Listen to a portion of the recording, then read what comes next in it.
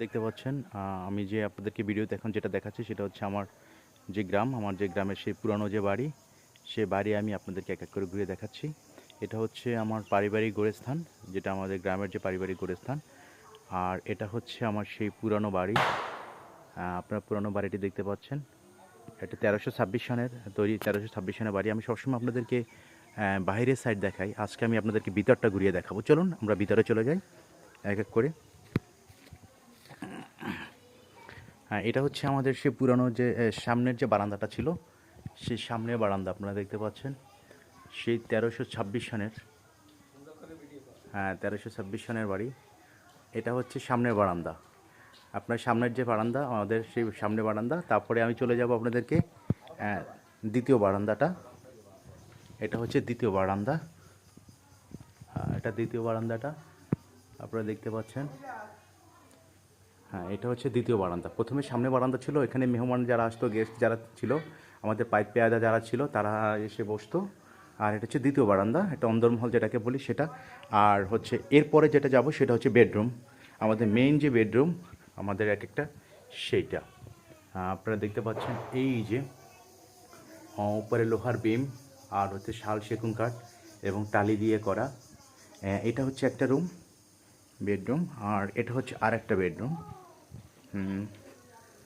এটা হচ্ছে আরেকটা বেডরুম।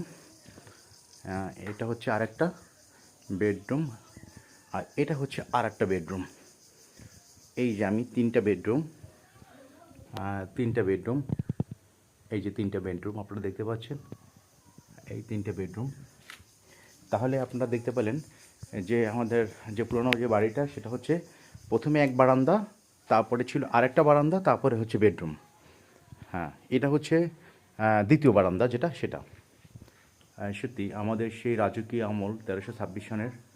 আমরা সে জমিদার প্রথা ছিল, আমার বাবার যারা ছিলেন তারা সে জমিদার বংশ ছিল, যে জমিদার আমাদের সেই রাজত্ব জমিদার, সেই জমিদারিটা এখনও স্মৃতিস্বরূপ আমরা রেখে দিয়েছি। এখনও আমরা সে পরিত্যক্ত অবস্থায় আছে, কিন্তু আমরা ভাঙিনি এখনও। এটা এরকম তিনটি, আমাদের তিনটি, আমার বাবার যে বাবা ছিল তারা তিনজন ছিল, তিনজন আর তিনটা, এই তিনটা বাড়ি আপনারা দেখতে পেলেন। এরপরে আমি চলে যাব দ্বিতীয় বাড়িটায়। চলুন আমরা এক এক করে দেখাচ্ছি। এটা হচ্ছে দ্বিতীয়টা, এই যে ভিট দেখছেন, এটা দ্বিতীয়টা, এটা ভাঙা হয়ে গেছে।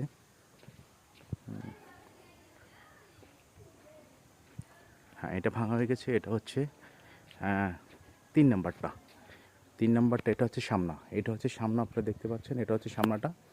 আর এটারও সেম রয়েছে।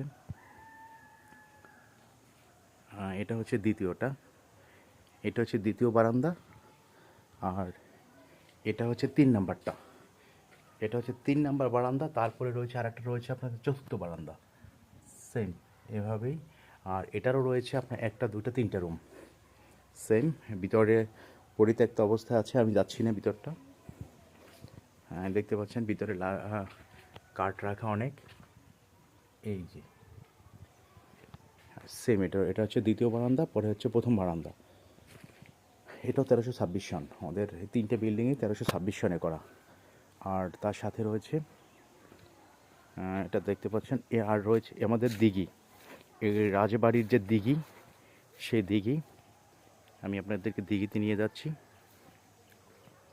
এটি হচ্ছে আমাদের ঘাট, সেই শান বাঁধানো যে ঘাট পুরনো, এই যে ঘাট, আপনাদের ঘাটের বিটটা এখনও রয়ে গেছে আমাদের, এই যে ঘাট। আর এটা হচ্ছে আমাদের সেই দিঘি, পুরাতন দিঘি।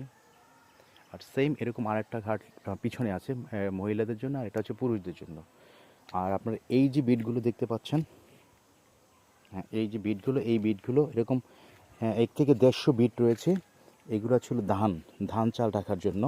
এই বিটের মাঝখানে আমরা ধান চাল রাখতো আমাদের সেই জমিদারি প্রথার যে অবস্থানটা ছিল, তারা ধান চাল এভাবে সংরক্ষণ করতো এমনি করে। আর এবারে আমি আপনাদেরকে নিয়ে যাচ্ছি আমাদের যে জমিদারি প্রথার আরেকটা ছিল, সেটা হচ্ছে কাচারি, আমরা কাচারি বলি, যেখানে মেহমান যারা আসতো বাড়ির, এবং বাড়িতে যারা পাইক পেয়াদা যারা থাকতো, তাদের জন্য যে থাকার জন্য এবং তাদেরকে অবস্থান করার জন্য যে জায়গাটা ছিল, সেটা আপনারা দেখতে পাচ্ছেন। এই যে ভিট, এই যে বিটটি দেখতে পাচ্ছেন, এই বিটির উপরে ছিল বড় একটা কাচারি।